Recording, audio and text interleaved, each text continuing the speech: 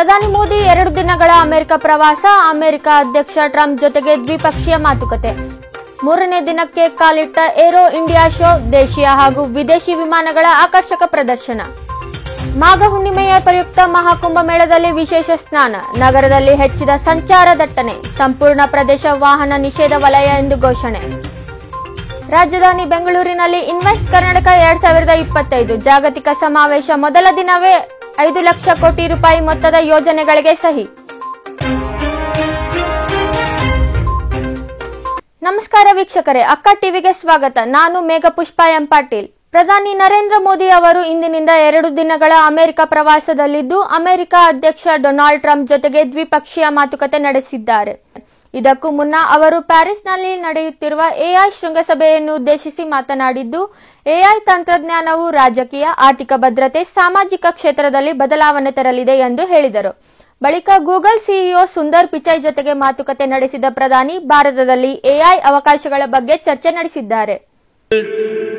A consensus on harnessing AI responsibly for good and for all.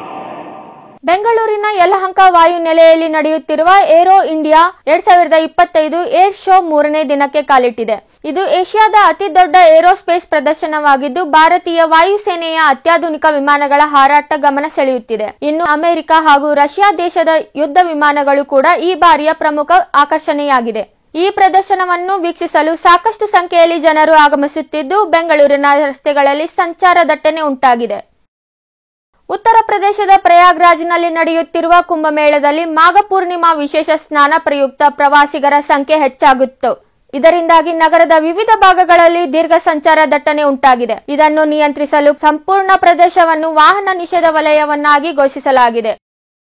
ರಾಜಧಾನಿ ಬೆಂಗಳೂರಿನಲ್ಲಿ ಆಯೋಜಿಸಿರುವ invest Karnataka 2025 ಜಾಗತಿಕ ಸಮಾವೇಶದಲ್ಲಿ ಮೊದಲ ದಿನವೇ ಭಾರಿ ಪ್ರಮಾಣದ ಹೂಡಿಕೆ ರಾಜ್ಯಕ್ಕೆ ಹರಿದು ಬಂದಿದೆ. ಕೈಗಾರಿಕಾ ಅಭಿವೃದ್ಧಿ ಮತ್ತು ಜಾಗತಿಕ ಪಾಲುದಾರಿಕೆ ಉತ್ತೇಜಿಸುವ ಉದ್ದೇಶದಿಂದ ಹಮ್ಮಿಕೊಂಡಿರುವ ಈ ಸಮಾವೇಶ ಫೆಬ್ರವರಿ 14ರವರೆಗೆ ನಡೆಯಲಿದೆ. ಇನ್ನು ಸಮಾವೇಶದ ಮೊದಲ ದಿನವೇ 5 ಲಕ್ಷ ಕೋಟಿ ರೂಪಾಯಿ ಮೊತ್ತದ ಹೂಡಿಕೆಗಳಿಗೆ ಸಹಿ ಹಾಕಲಾಗಿದೆ. ಭಾರತ ಹಾಗೂ ಇಂಗ್ಲೆಂಡ್ ನಡುವೆ ನಡೆಯುತ್ತಿರುವ 3 ಪಂದ್ಯಗಳ ಸರಣಿಯ ಕೊನೆಯ ಪಂದ್ಯ ಇಂದು ನಡೆಯಲಿದೆ. ಅಹಮದಾಬಾದಿನ ನರೇಂದ್ರ ಮೋದಿ ಕ್ರೀಡಾಂಗಣದಲ್ಲಿ ನಡೆಯಲಿರುವ ಇಂದಿನ ಪಂದ್ಯದಲ್ಲಿ ಟಾಸ್ ಗೆದ್ದ ಇಂಗ್ಲೆಂಡ್ ಫೀಲ್ಡಿಂಗ್ ಆಯ್ಕೆ ಮಾಡಿಕೊಂಡಿದೆ. ಈಗಾಗಲೇ ಸರಣಿ ಕೈವಶ ಮಾಡಿಕೊಂಡಿರುವ ಟೀಂ ಇಂಡಿಯಾ ಈ ಪಂದ್ಯಕ್ಕೆ 3 ಬದಲಾವಣೆಗಳನ್ನು ಮಾಡಿಕೊಂಡಿದೆ. ಇನ್ನು ಸರಣಿಯಲ್ಲಿ 2 ಪಂದ್ಯಗಳನ್ನು ಗೆದ್ದಿರುವ ಟೀಂ ಇಂಡಿಯಾ ಆಟಗಾರರು ಈ ಪಂದ್ಯದಲ್ಲೂ ಗೆದ್ದು ಸರಣಿ ಕ್ಲೀನ್ ಸ್ವೀಪ್ ಮಾಡುವ ಲೆಕ್ಕಾಚಾರದಲ್ಲಿದ್ದಾರೆ. ಇವಿಷ್ಟು ಈ ಕ್ಷಣದ ಸುದ್ದಿಗಳು. ಸುದ್ದಿ ಹಾಗೂ ಮನೋರಂಜನೆಗೆ ಸಬ್ಸ್ಕ್ರೈಬ್ ಮಾಡಿ ಅಕ್ಕ ಟಿವಿ.